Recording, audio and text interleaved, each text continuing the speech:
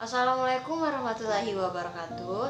Halo semua, perkenalkan aku Santi dari Prodi Pendidikan Matematika dengan INPM A1C024039. Baiklah, di sini aku akan membahas mengenai manajemen pendidikan nonformal dan pendidikan anak usia dini. Selamat menyaksikan teman-teman.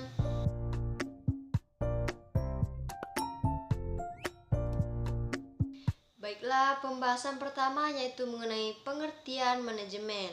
Manajemen adalah proses perencanaan, pengorganisasian, pengarahan, dan pengendalian sumber daya yang meliputi manusia, keuangan, material, dan informasi dalam suatu organisasi atau kegiatan untuk mencapai tujuan yang telah ditetapkan secara efisien ataupun efektif. Secara umum, manajemen bertujuan untuk memaksimalkan hasil dengan meminimalkan penggunaan sumber daya yang tersedia.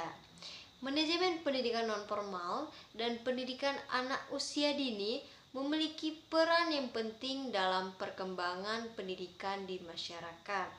Kedua jenis pendidikan ini memberikan kontribusi dalam membentuk karakter, keterampilan, dan pengetahuan individu sejak dini serta sepanjang kehidupan.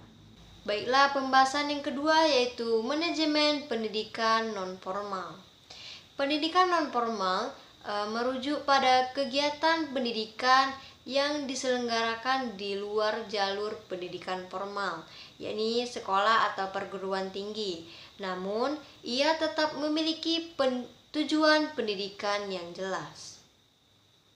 Program pendidikan nonformal bisa berbentuk kursus, pelatihan, kegiatan sosial, pendidikan vokasi, dan sebagainya. Tujuan utama dari pendidikan nonformal adalah untuk meningkatkan keterampilan dan pengetahuan peserta didik agar dapat beradaptasi dengan perubahan sosial dan ekonomi. Manajemen pendidikan nonformal meliputi yang pertama yaitu perencanaan, yakni menyusun program atau kegiatan yang sesuai dengan kebutuhan masyarakat seperti pelatihan keterampilan atau pendidikan kewirausahaan.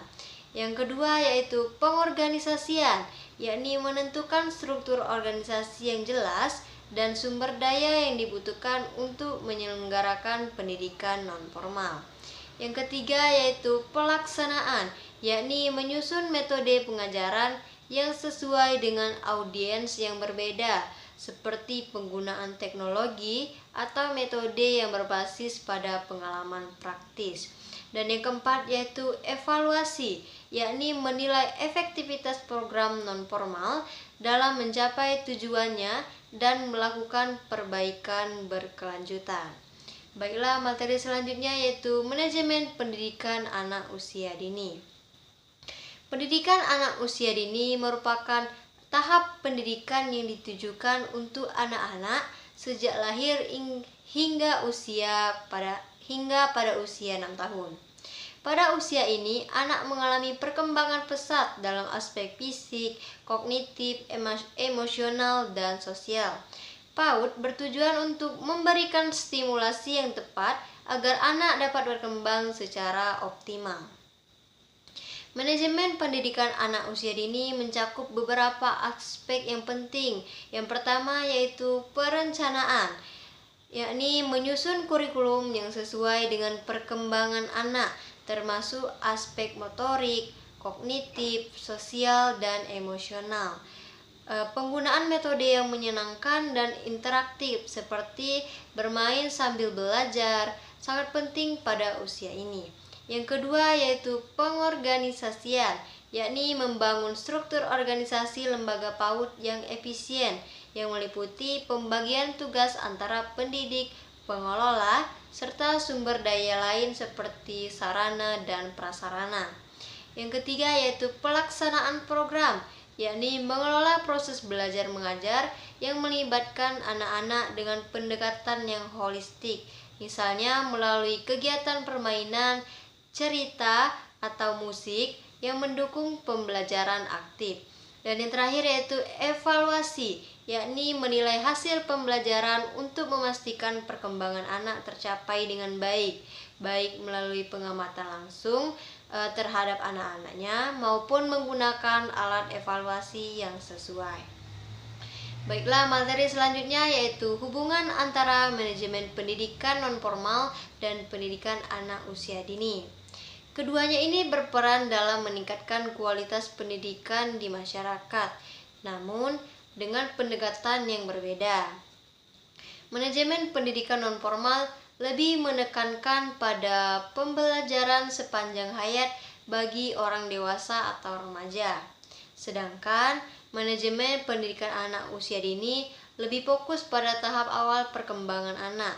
Meski berbeda, keduanya perlu memiliki integrasi dalam rangka mencapai tujuan pendidikan yang lebih luas, seperti pembentukan karakter dan pemberdayaan masyarakat. Penting bagi pengelola untuk memahami kebutuhan peserta didik, menciptakan lingkungan yang mendukung, serta mengoptimalkan berbagai sumber daya yang ada. Baiklah, sekianlah pembahasan dari saya. Saya akhiri. Wassalamualaikum warahmatullahi wabarakatuh.